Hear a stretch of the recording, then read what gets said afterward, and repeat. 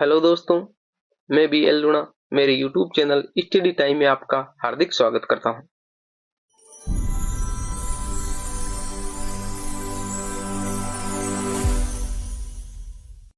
हम हिंदी साहित्य का इतिहास पढ़ रहे हैं और उस हिंदी साहित्य के इतिहास में आज हम नई कविता जो नवलेखन युग है उसके बारे में अध्ययन करेंगे। तो अगर आप मेरे चैनल पर पहली बार आए हो तो आप मेरे चैनल को सब्सक्राइब कर ले, बेल आइकन को ऑल पे प्रेस कर ले ताकि मेरे आने वाले हर वीडियो का नोटिफिकेशन आपको मिलता रहे। मैंने इस पे हिंदी व्याकरण और जो हमारा हिंदी साहित्य का इतिहास है वो पूरा कंप्लीट करवा दिया, लगभग कंप्लीट हो गया, क्योंकि हिंदी जो कविता जो नई कविता है ये नवलेखन, इसका जो हिंदी साहित्य का जो लास्ट पार्ट है, इसके बाद में जो गद्य साहित्य है जैसे उपन्यास हो गया, कहानी हो गई, उनकी जो कलाशें वो हम देखेंगे लगभग या इनके बाद में जो हमारा हिंदी साहित्य का इतिहास है वो कंप्लीट है।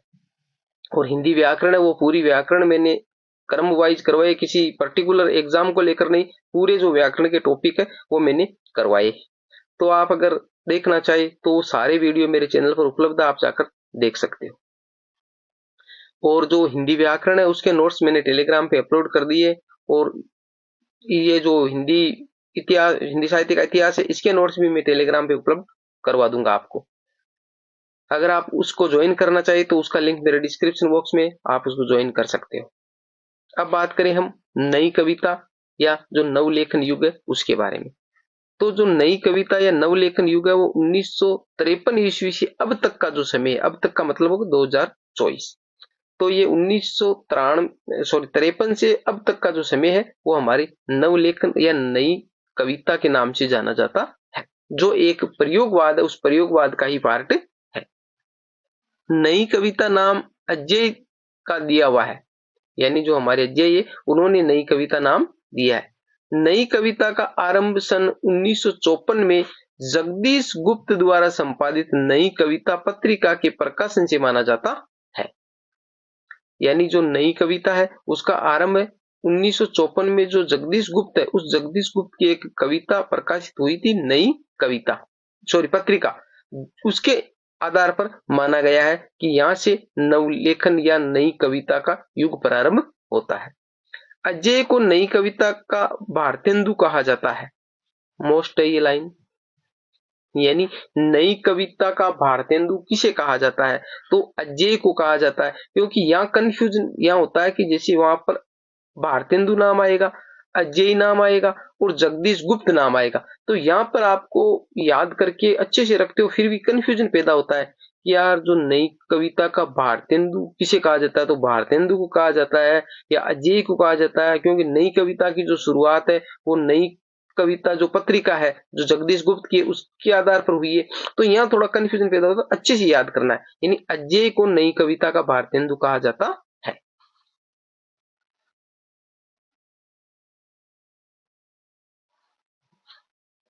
नई कविता युग के प्रमुख कवि, पहला नाम आता है सर्वेश्वर दयाल सक्सेना। सर्वेश्वर दयाल सक्सेना, जन्म की बात करें 1927 ईस्वी और मृत्यु 1983 ईस्वी। इनकी जो प्रमुख रचनाएं हैं सर्वेश्वर दयाल सक्सेना की, काठ की घंटियां, खूंटियों पर टंगे लोग, बांस का पुल,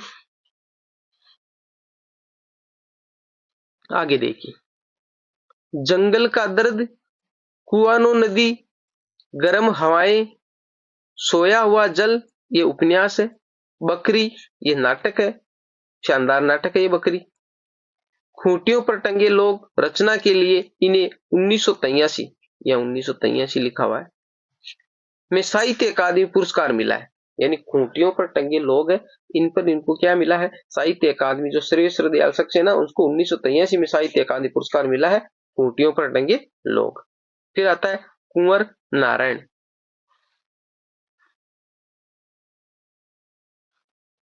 जन्म की बात करें 1927 ईस्वी, यानी सर्वेश्वर दयाल सक्सेना और कुंवर नारायण दोनों की जो जन्म डेट है 1927 ईस्वी। प्रमुख रचनाएं, परवेश हम तुम, चक्रव्यूह पहला काव्य संग्रह ये चक्रव्यूह, आत्मजयी ये भी महत्वपूर्ण रचना है आत्मजयी, अपने सामने, कोई दूसरा नहीं 1993 ईस्वी, नीम रोशनी में, इन दिनों,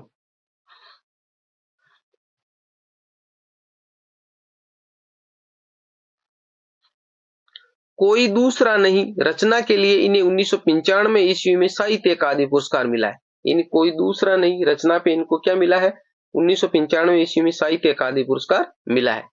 हिंदी साहित्य में संपूर्ण योगदान के लिए 2005 में इन्हें भारतीय ज्ञानपीठ पुरस्कार मिला है। यानी साहित्य अकादमी पुरस्कार है वो तो कोई दूसरा नहीं रचना 1995 ईस्वी में मिला है साहित्य अकादमी पुरस्कार। और जो 2005 में मिला है वो भारतीय ज्ञानपीठ पुरस्कार है, जो संपूर्ण योगदान के लिए, अकेली पर्टिकुलर किसी रचना पे नहीं मिला, संपूर्ण योगदान में हिंदी साहित्य में जो इनका योगदान है उस योगदान के आधार पर इनको भारतीय ज्ञानपीठ पुरस्कार मिला है। अब आता है केदारनाथ सिंह, एक है केदारनाथ अग्रवाल, एक तो केदारनाथ अग्रवाल और एक है केदारनाथ सिंह। मैंने आपको वो एक सूत्र बताया, अजय ने केदारनाथ में नाग और शेर को लड़ाया, उसका 1911 आपको जन्म डेट बताइए आपको, तो वो केदारनाथ अग्रवाल है, केदारनाथ अग्रवाल है वो 1911 है, और ये केदारनाथ सिंह है, इनकी जन्म 1934 ईस्वी है। तो दोनों को अलग अलग अच्छे से याद रखना है।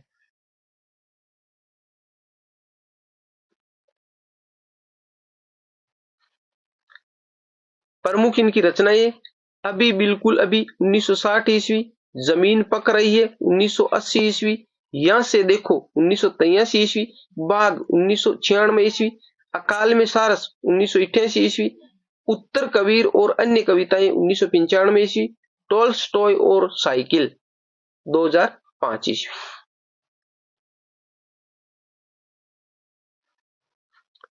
इसके बाद इन्होंने कविता दशक, साखी और शब्द पत्रिकाओं का संपादन किया। यानी कविता दशक और साखी और शब्द, ये तीन जो पत्रिकाएं, इनका संपादन इन्होंने किया है। अकाल में सारस यहां पर आया 1988 ईस्वी में जो प्रकाशित, रचना के लिए 1989 ईस्वी में साहित्य अकादमी पुरस्कार मिला। यानी 1988 में तो ये प्रकाशित हुई थी अकाल में सारस, और जो साहित्य अकादमी पुरस्कार है वो 1989 में मिला है अकाल में सारस। आगे देखिए, डॉक्टर जगदीश गुप्त, जो हमारी जो नई कविता है इसके जो प्रारंभ करता है, जन्म 1924 ईस्वी और मृत्यु 2001 ईस्वी। ये नई कविता पत्रिका के जन्मदाता संपादक माने जाते हैं। तो इनसे संबंधित इतना ही मैटर, ज्यादा लंबा चौड़ा है नहीं। सुदामा पांडे धूमिल, यानी इसका जो उपनाम है वो धूमिल, 1936 से 1975 ईस्वी, यानी 1936 में जन्म हुआ था और 1975 में इनकी मृत्यु हुई थी।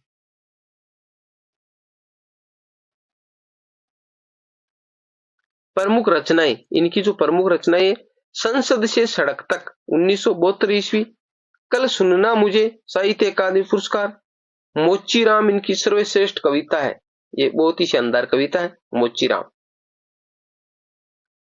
लीलाधर जगुड़ी 1944 ईस्वी, इनकी जो प्रमुख रचनाएं वो देखिए।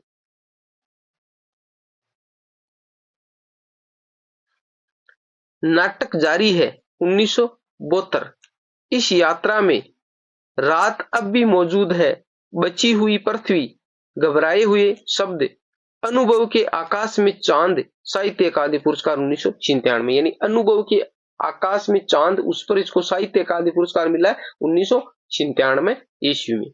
फिर आता है चंद्रकांत देवताले, जन्म 1936 ईस्वी, इनकी प्रमुख रचनाएं हैं देखिए।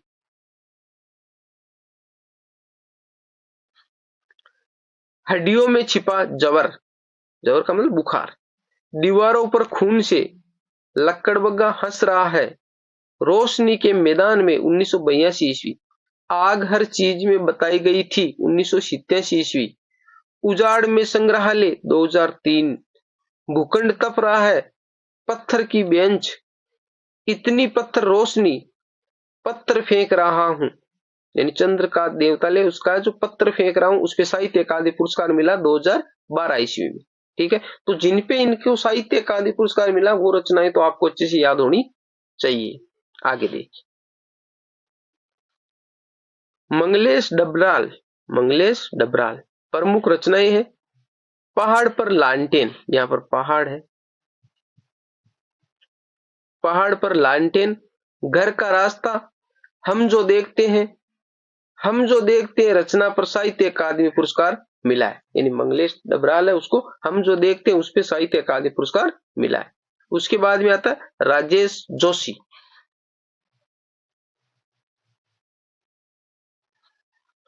प्रमुख रचनाएं हैं एक दिन बोलेंगे पेड़, लेबर कॉलोनी के बच्चे, दो पंक्तियों के बीच, साहित्य अकादमी पुरस्कार 2002। यानी दो पंक्तियों के बीच है, उस पर राजेश जोशी को साहित्य अकादमी पुरस्कार मिला है। यानी इनका ज्यादा लंबा चौड़ा वर्णन नहीं है, इनका जन्म डेट मृत्यु डेट अक्सर पूछते नहीं है, इनकी जो एक दो रचनाएं उन रचनाओं के बारे में अक्सर पूछते, तो जल्दी जल्दी हम मोटा मोटी देख लेते।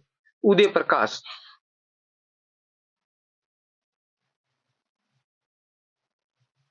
इनकी प्रमुख रचनाएं है सुनो कारीगर, अबूतर कबूतर। फिर आता है वीरेंद्र डगवाल, दुष्चक्र में श्रेष्ठ, साहित्य अकादमी पुरस्कार 2004। यानी इसको साहित्य अकादमी पुरस्कार मिला है दुष्चक्र में श्रेष्ठा पर। ज्ञानेंद्र पति,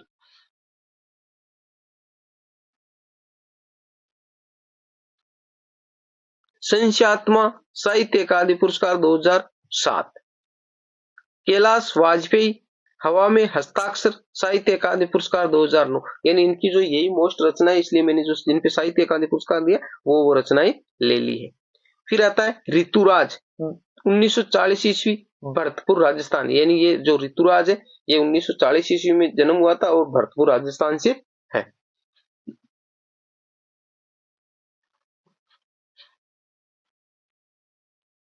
एक मरण धर्मा और अन्य, पुल पर पानी, सूरत निरथ, लीला मुखारविंद। यानी ये रचनाएं इनकी महत्वपूर्ण है।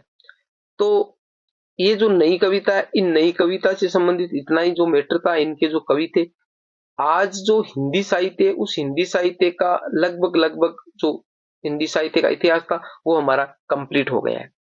इसके बाद में हम एक दो क्लास है, इनसे संबंधित जो क्वेश्चन आंसर है उनके बारे में देखेंगे। उसके बाद में जो गद्य साहित्य है हमारा, जैसे उपन्यास हो गया, कहानी हो गई, नाटक हो गए, पत्र हो गया, ये जो यात्रावर्त हो गया, जीवनी हो गई, इनसे संबंधित हम जो इनकी महत्वपूर्ण जो कवि है और उनकी जो महत्वपूर्ण जो जीवनियां है उनके बारे में देखें। क्योंकि अक्सर उनसे संबंधित क्वेश्चन अक्सर पूछा जाता है, और उनसे संबंधित ये क्वेश्चन पूछा जाता है अक्सर कि ये किस विधा की रचना। जैसे चार नाम दे दिए भाई, ये जैसे नाम दिया कोई कि भाई ये जीवनी है या उपन्यास है या कहानी है, ऐसा अक्सर पूछा जाता है। तो उनकी जो 5-10 क्लासें होगी वो क्लासें भी हम कर लेंगे। यानी हम एक पर्टिकुलर किसी एग्जाम को लेकर तैयारी नहीं करेंगे।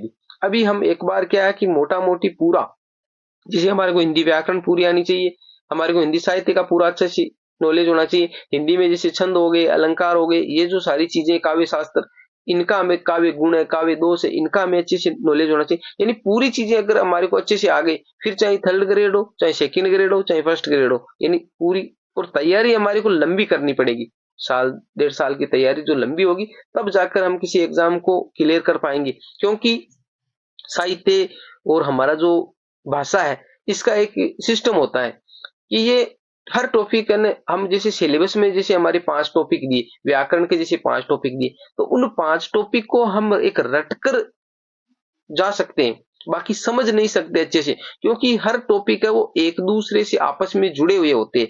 कहने का मतलब है जैसे हमारे को संधि आ रही है, संधि आ रही है तो हमारे को उपसर्ग समझने में बहुत ज्यादा दिक्कत नहीं आएगी, क्योंकि संधि के टुकड़े करते ही वो उपसर्ग अपने आप अलग हो जाता है, उससे प्रत्यय अलग हो जाता है। तो कहने का मतलब है एक दूसरे से आपस में टॉपिक जुड़े हुए होते हैं।